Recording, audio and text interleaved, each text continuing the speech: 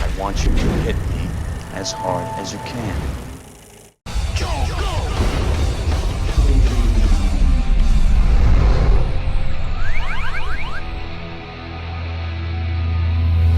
In the 35 years since its release, Ridley Scott's Blade Runner has been elevated as one of the greatest sci-fi movies of all time. And after coming back to the roles of Indiana Jones and Han Solo, Harrison Ford has come back to play the android-hunting cop Rick Deckard, now teaming up with Ryan Gosling in the long-awaited sequel, Blade Runner 2049. And thanks to Oscar nominee Denis Villeneuve in the director's seat, this flick is already being hailed as another sci-fi masterpiece which continues the original Blade Runner's legacy of philosophical drama mixed with gorgeous visual effects. Although it can be argued that Blade Runner's legacy has already been continued in the other sci-fi movies it has influenced in the cyberpunk genre. Movies like Total Recall, The Fifth Element, The Matrix, the Super Mario Bros. Movie. I did mention The Matrix already, right? Yeah, I did. And there's also the movie that we're looking at today, the 1992 sci-fi action-adventure, FREEJACK.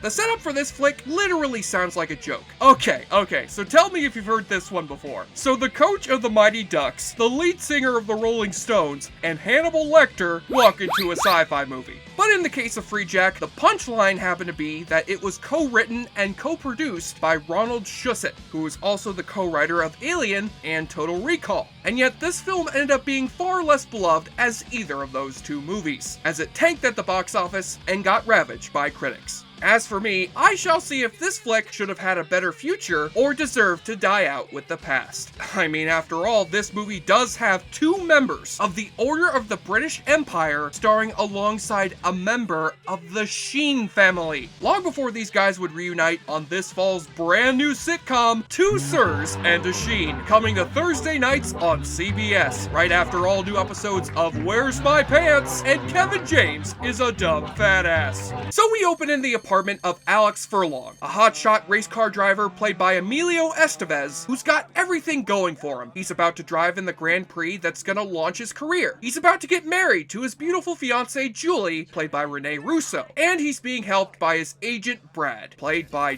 David Johansen. Holy shit! I get to review two movies this year, which star Buster Poindexter? I'm positively tingling. But Alex's race is being watched 18 years into the future by Victor Vasendak, played by Mick Jagger, a merciless bounty hunter who's using the technology of time travel to save Alex from dying in a fiery car crash, transporting him out of his car a millisecond away from death into the year of 2009. But Victor and his army sure as hell aren't planning on keeping Alex alive.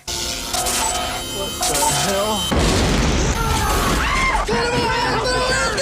Well, I would say that it's the kind of hospital where the surgeons are forced to wear bags of Jiffy Pop instead of scrubs.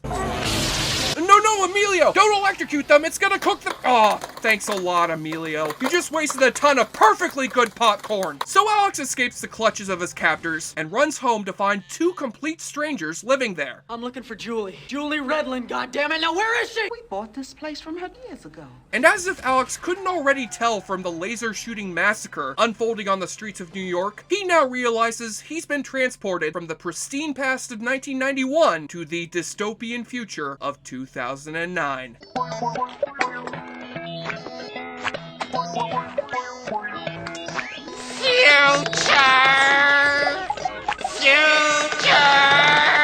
And since this movie doesn't introduce its dystopian future with an opening crawl, as is stated by movie law, it looks like I'll have to do it myself. The year is 2009. The ozone layer has been completely depleted. Another Great Depression has divided society into two classes. The rich living above in pristine skyscrapers, and the poor living below in shanty towns. Meanwhile, the actual year 2009 wasn't all that bad, other than Michael Jackson dying. Oh, and that shitty-ass Wolverine movie too. But other than that, I remember it being a pretty good year. And in this future, the rich have the ability to transfer their minds into healthy new bodies right after they die. But since all the potential bodies in the future have become sick without any ozone layer, they're forced to hire bounty hunters called bonejackers, who steal healthy bodies from the past at the exact moment before they die. And the mysterious benefactor who's trying to inhabit Alex's body is none too happy to hear that he's gone on the run. Shouldn't you consider an alternative body? I don't want an alternative body. I want This one.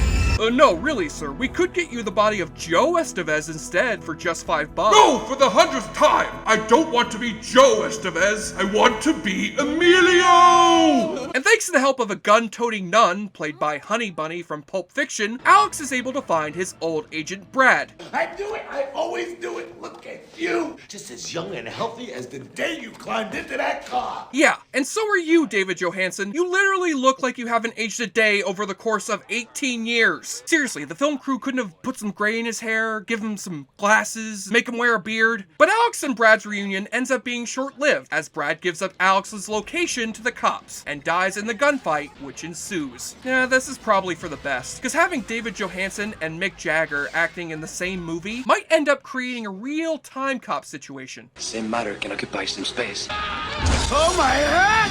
The pressure! Then Alex finally finds his beloved Julie, who is now a high-level executive for the evil corporation which controls the city. And after she initially thinks that Alex's body has already been taken over, she realizes that this is indeed the same Alex Furlong, whom she thought died 18 years ago.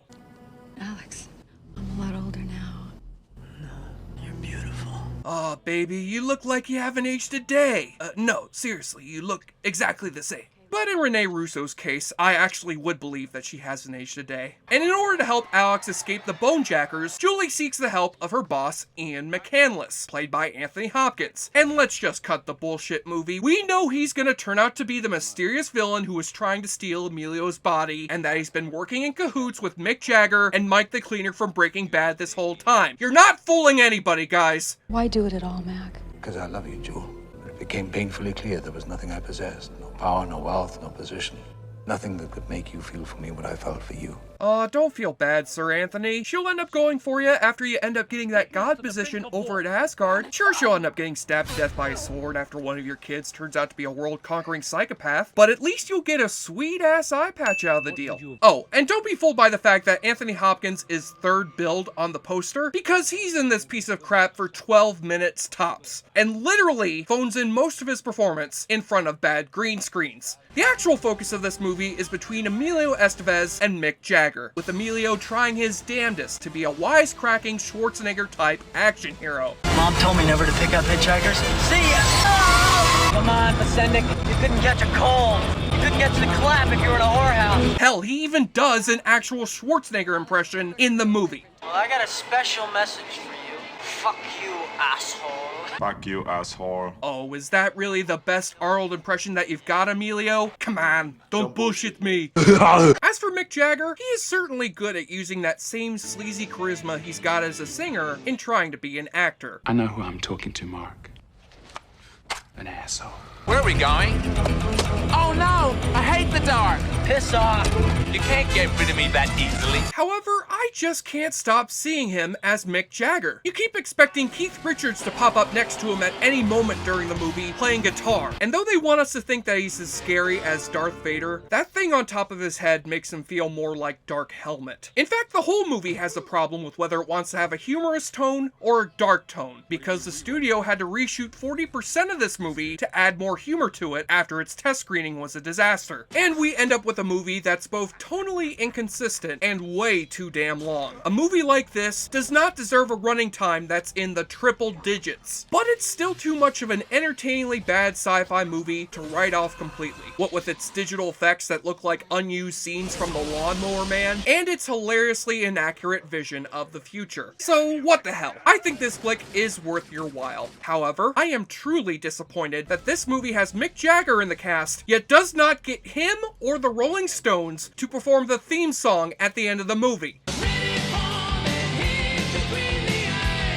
I mean, come on, guys. That song would have written itself. I'm jumping FREEJACK Flash. It's a free gas, free gas, free gas. I've tasted liquors you people wouldn't believe. All of them will be lost in time like beers in rain. Time to drink in another round of the awfully good drinking game. Take a shot or drink every time you hear them say the word FREEJACK. He's a FREEJACK. FREEJACK. I've never seen a free jack before. Actually, FREEJACK is also how they paid Anthony Hopkins to do this shitty movie right after doing Silence of the Lambs. As in, they paid him with free bottles of Jack Daniels. I mean, why do you think he agreed to be in Transformers 5? Because he loved the script? No! Motherfucker got paid in booze! You hear them use this awfully familiar screaming sound. Any guess where you've heard that scream before? Well, here's a hint. I feel good. I mean, come on, did the sound effects guys really think we wouldn't notice that scream? You might as well just sample a Prince song while you're at it. Another vehicle gets wrecked or blown up. Where the hell is everybody? You still feel safe? Yeah, I gotta admit, guys, it's a good thing they recast Loaded Weapon 1 with Samuel L. Jackson, because this guy just isn't doing it for me. Good thing we use valet parking. Taxi!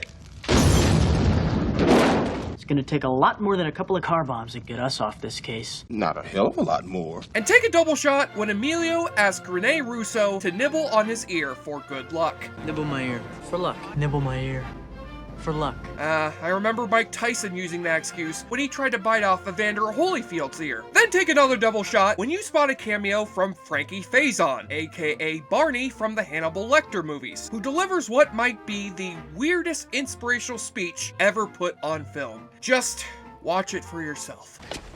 Have you ever seen an eagle flying back to his home with dinner for the missus and all the little eagle babies? And he's flying against the wind. And then right at that moment, he's about to get back to his nest, he says, "Oh, what the fuck?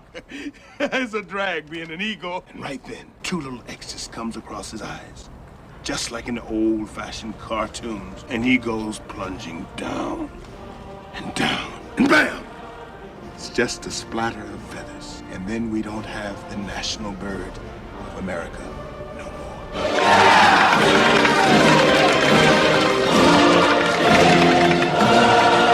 I award you no points, and may God have mercy on your soul. And on the nudity watch, not only do you have a little peek at Emilio's tushy and Rene Russo running around in lingerie, but you've also got a bunch of prostitutes standing outside a whorehouse that's got a sign with 2 life-size plastic boobs on it. Hey, all I can say is that I envy the lucky guy who puts out the winning bid if they ever sell that thing on eBay. On the enjoyableness continuum scale from Bull to Bruce, FREEJACK proves to be the 3rd most embarrassing thing done by a Rolling Stone, right behind snorting your dad's ashes up your nose and marrying an 18-year-old, and passes the Voight-Kampff test with a score of 7 out of 10. Oh, wait, I just came up with another one, guys. I'm FREEJACK to do what I want any old time. Okay, I'll stop now. I'm Jesse Shea for JoBlo.com, and though it may be hard to see how accurate movies like FREEJACK and Blade Runner 2049 will predict our future, at least I know what the future's gonna be like for awfully good movies. Coming next June 2018, we'll be celebrating David June Hansen,